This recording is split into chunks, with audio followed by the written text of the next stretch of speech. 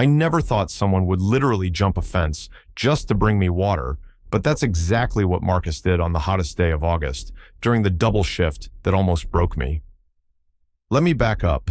My name is Tyler, and I've been working security at the Riverside Industrial Complex for about 2 years now. It's one of those jobs that sounds more impressive than it actually is. Mostly, I sit in a guard booth, check badges, watch cameras, and try not to fall asleep during the graveyard shift. The pay is decent enough to cover rent on my studio apartment and keep my fridge stocked with frozen dinners, but it's not exactly the life I imagined when I was younger. That August was brutal. We're talking record-breaking temperatures, the kind where the asphalt shimmers like water, and touching your car door handle feels like pressing your palm against a stovetop. The company had landed some massive contract that required round-the-clock operations, which meant security had to be present at all times. My supervisor, a perpetually stressed woman named Janet, called me on a Tuesday morning. "Tyler, I need you to pull a double today," she said, her voice already apologetic. "Rodriguez called in sick, and there's literally no one else." I looked at my coffee, still half full, and sighed.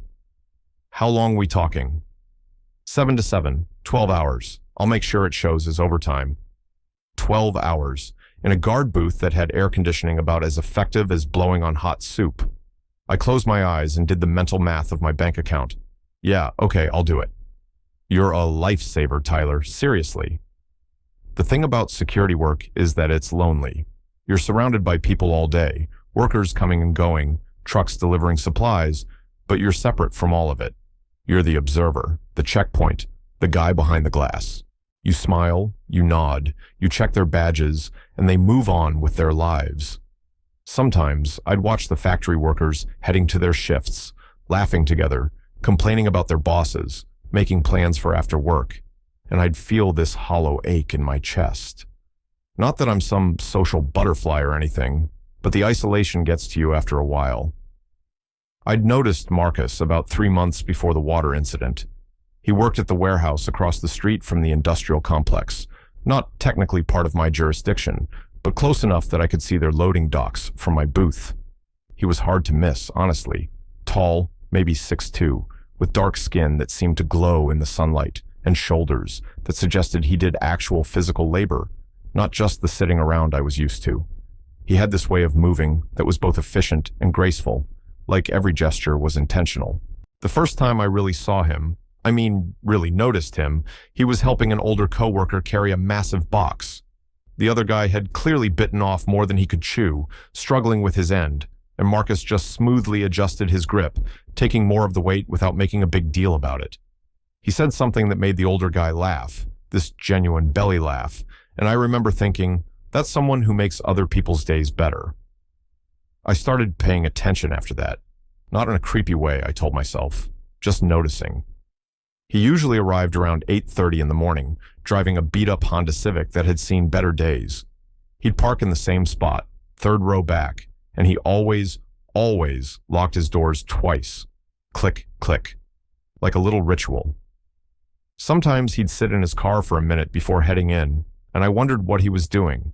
Psyching himself up for the day? Finishing a podcast? Texting someone good morning? We'd never spoken. Why would we? He worked across the street. I worked security at a different facility. Our lives ran parallel, close enough to observe, but never intersecting. I didn't even know his name was Marcus until I overheard one of his coworkers shouting it across the parking lot one day, but I'd catch myself looking. The way he'd stretch his arms over his head when he emerged from the warehouse, the curve of his spine, the tilt of his head when he was thinking. Once, he caught me staring. We made eye contact for maybe 2 seconds, and I felt my face flush hot. He'd smiled, just a little quirk of his lips before heading back inside.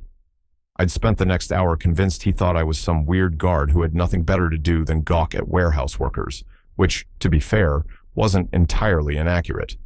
That Tuesday, the double shift day, started normally enough. I arrived at 7, relieved the night guard, and settled into the booth with my lunch bag, my water bottle, and a book I'd been trying to finish for 3 months. By 9, the temperature was already climbing into the 80s. By noon, it was 97 degrees, and the ancient air conditioning unit in my booth was making sounds like a dying animal. I'd packed enough food for my regular shift, not 12 hours. By 2 in the afternoon, I'd finished my sandwich, my apple, and the granola bar I'd been saving for later. My water bottle was empty.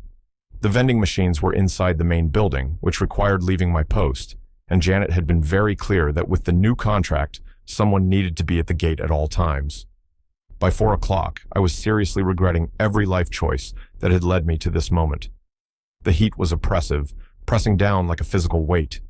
Sweat plastered my uniform shirt to my back. My head was starting to pound, that dull throb behind the eyes that signals dehydration. I'd stopped sweating about an hour ago, which some distant part of my brain recognized as a bad sign.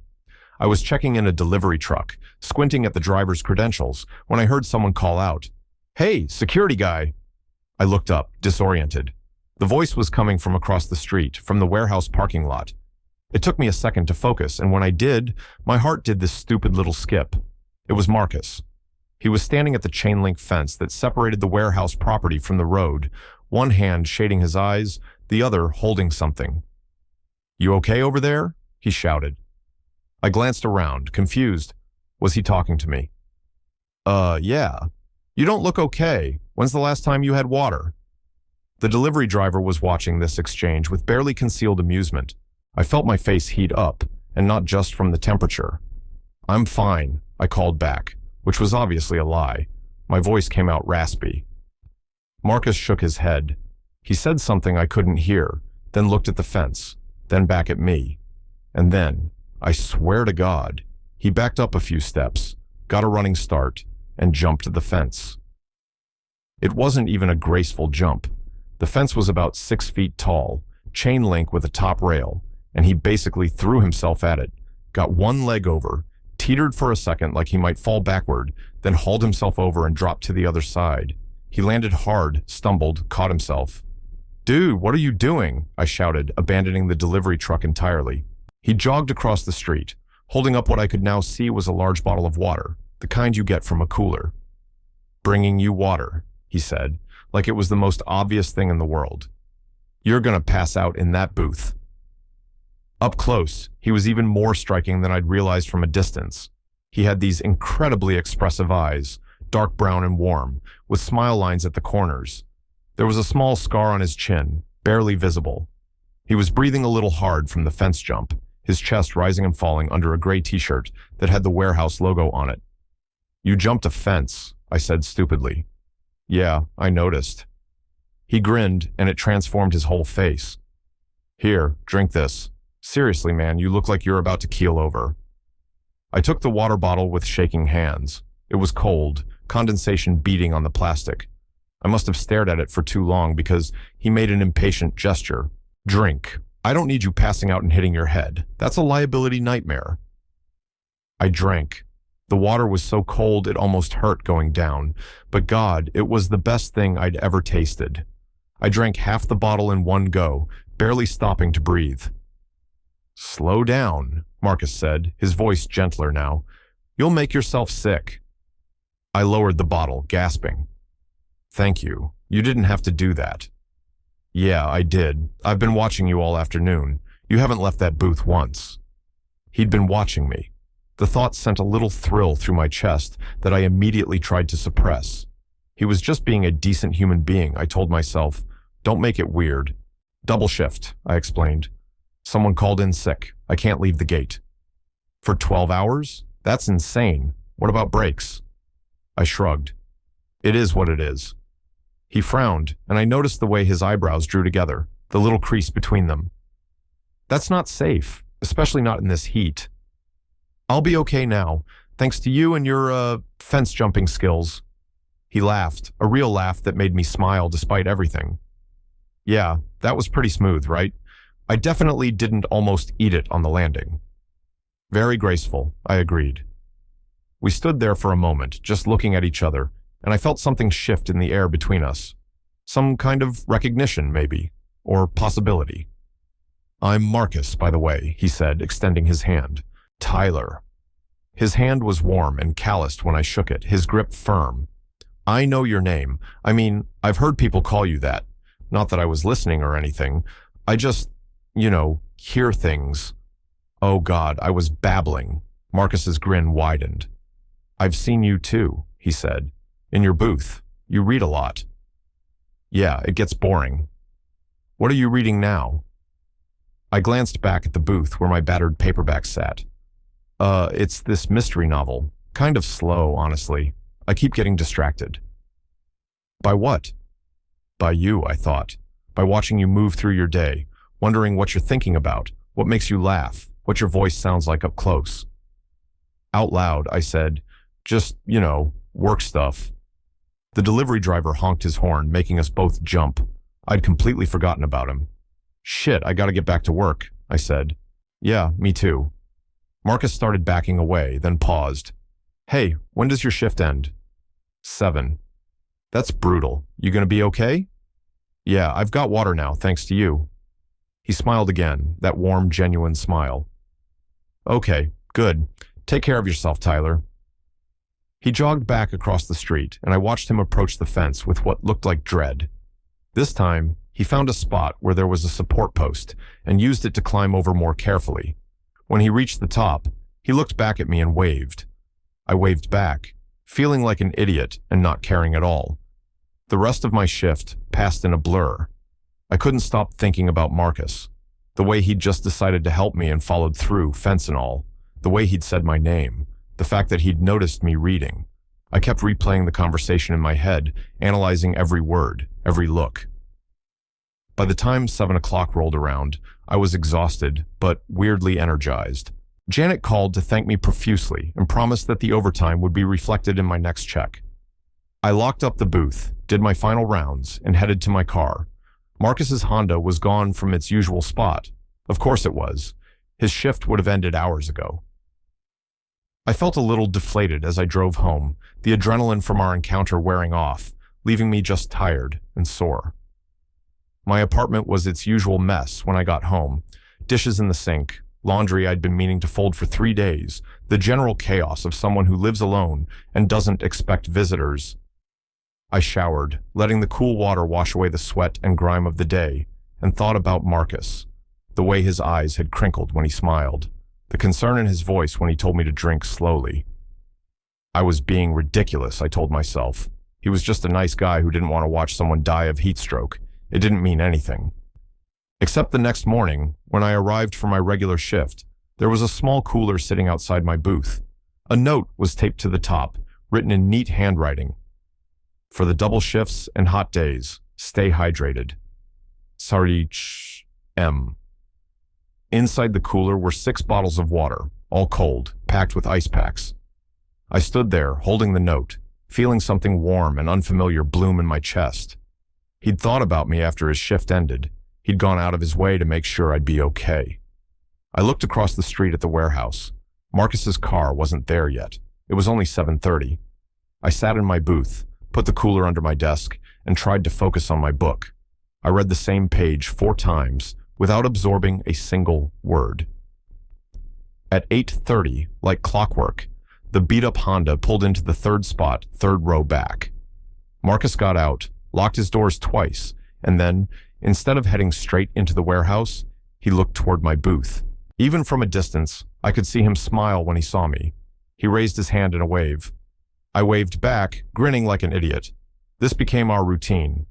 Every morning, he'd arrive, park, look over at me, wave. Sometimes, if things were slow, he'd walk over during his break. We'd talk through the booth window about nothing important.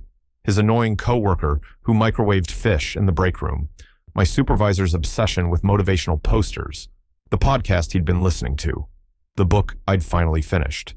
These conversations were the highlight of my day. Marcus had this way of listening that made you feel like what you were saying actually mattered. He'd ask follow-up questions, remember details from previous conversations. He told me about his sister who was in medical school, how proud he was of her, about how he was saving up to go back to school himself, maybe study engineering. What about you? He asked one day, leaning against the booth. Is this what you want to do? Security? I'd never really thought about it in those terms. I don't know. It's a job, It pays the bills. But what do you want? The question caught me off guard. When was the last time someone had asked me that? I used to think about teaching, I admitted. English, maybe. I like books, obviously. So why don't you? I don't know. Life, I guess. Money, fear. The usual reasons people don't do things. Marcus nodded slowly. I get that. But you know what my mom always says? The only difference between a dream and a plan is taking the first step. Your mom sounds wise. She has her moments. A truck pulled up to the gate, and Marcus stepped back. I should let you work, but think about it, yeah? The teaching thing. After he left, I did think about it. I thought about a lot of things, like how much I looked forward to seeing him. How my whole day felt brighter when he stopped by. How I'd started putting more effort into my appearance, making sure my uniform was pressed, my hair wasn't a complete disaster. I thought about the way my heart sped up when I saw his car pull in, the way I'd catch myself smiling at random moments, remembering something he'd said. I was falling for him. It was terrifying and exhilarating and completely inconvenient. One Friday, about a month after the fence incident, Marcus stopped by during his lunch break. Hey, so, random question. What are you doing tomorrow? My brain short-circuited. Tomorrow? Saturday? Nothing. I mean, laundry. Maybe grocery shopping. Why? There's this food truck festival downtown. I was thinking about checking it out, but it's kind of lame to go alone. Want to come? Was he asking me out, or was this just a friend thing? I couldn't tell, and I was too afraid to assume. Yeah, that sounds fun. His face lit up. Yeah, cool. I can pick you up around noon if you want. Sure, yeah, that works. He pulled out his phone. Let me get your number. We exchanged numbers, and after he left, I just sat there, staring at my phone, at his name in my contacts, with a little wave emoji next to it that he'd added himself. I called my best friend Sarah that night, pacing my apartment. He asked you to a food truck festival, she said. That's definitely a date. Or he's just being friendly. Tyler. He jumped a fence to bring you water. He brings you ice packs. He asked for your number. This is a date. But what if it's not? What if I read this wrong and make it weird? Sarah sighed. Then you make it weird, but you'll never know if you don't try. And honestly, from everything you've told me, this guy is into you. You think? I know. Now go pick out something cute to wear and stop overthinking. I spent an embarrassing amount of time the next morning choosing an outfit. Too casual, and it looked like I didn't care. Too dressy, and I'd seem like I was trying too hard. I settled on jeans and a green button-up that Sarah had once said brought out my eyes. Marcus picked me up exactly at noon in his Honda. He'd cleaned it, I noticed. No fast food bags or random papers. He was wearing dark jeans and a fitted black t-shirt, and he looked unfairly good. Hey, he said, smiling. You look nice. Thanks, so do you. The festival was crowded and loud and perfect. We wandered from truck to truck, sampling tacos and dumplings and gourmet grilled cheese. Marcus insisted on paying for everything, despite my protests. You can get the next one, he said, and my heart did a little flip at the implication that there would be a next one. We found a spot on the grass to sit and eat our collection of food. The conversation flowed easily, like it always did. He told me about his week, a mishap with a forklift that had everyone laughing. I told him about the guy who'd tried to argue that his clearly expired badge should still work. Can I ask you something? Marcus said, after we'd been sitting in comfortable silence for a while. Sure. The first time we talked, when I brought you water, you seemed surprised that I'd noticed you. I was. Why? You're not exactly easy to miss. I felt my face heat. I don't know. I guess I feel pretty invisible most of the time. In the booth, I'm just the guy who checks badges. People don't really see me. I see you, Marcus said quietly. I've been seeing you for months. Our eyes met, and there was no mistaking the look in his. This was happening. This was real. I've been seeing you too, I admitted. Watching for your car every morning, looking forward to your visits. Yeah? Yeah. He reached over and took my hand, lacing our fingers together. His palm was warm against mine. I was hoping you'd say that. I've been trying to work up the courage to ask you out for weeks. This is a date then? He laughed. Yeah, Tyler, this is definitely a date. We stayed at the festival until the sun started setting, painting the sky in shades of orange and pink. When he drove me home, he walked me to my door like something out of a movie. I had a really good time today, he said, Me too. Can I see you again? Like, on purpose? Not just at work? I grinned. I'd like that. He leaned in slowly, giving me time to pull away if I wanted to. I didn't want to. When his lips met mine, soft and warm, everything else faded away. It was just us, just this moment, just the feeling of finally being seen by someone who mattered. When we pulled apart, he was smiling. I've wanted to do that for a long time. Yeah? Since the day I jumped that fence and you looked at me like I was crazy. You were crazy. It was a 6-foot fence. Worth it, he said, and kissed me again. That was 4 years ago. We're living together now, in a bigger apartment with actual furniture and plants that Marcus insists on keeping alive. I went back to school, studying education, and I'm student teaching at a local high school. Marcus got promoted to warehouse manager. We still joke about the fence, about the double shift that changed everything. Sometimes, when we're lying in bed at night, he'll turn to me and say, "Hey, you need any water?" And I'll laugh and pull him closer. I never thought someone would jump a fence for me. But Marcus did, and he keeps choosing me every day, in 100 small ways. And I choose him back. That's the thing about love, I've learned. Sometimes it's dramatic, fence-jumping gestures, but mostly, it's the quiet moments, the morning waves, the ice packs in the cooler, the way someone sees you when you feel invisible and decides you're worth the effort. Marcus was worth jumping a fence for, too. And every day with him, I'm grateful that he did. Total char count, 24,847.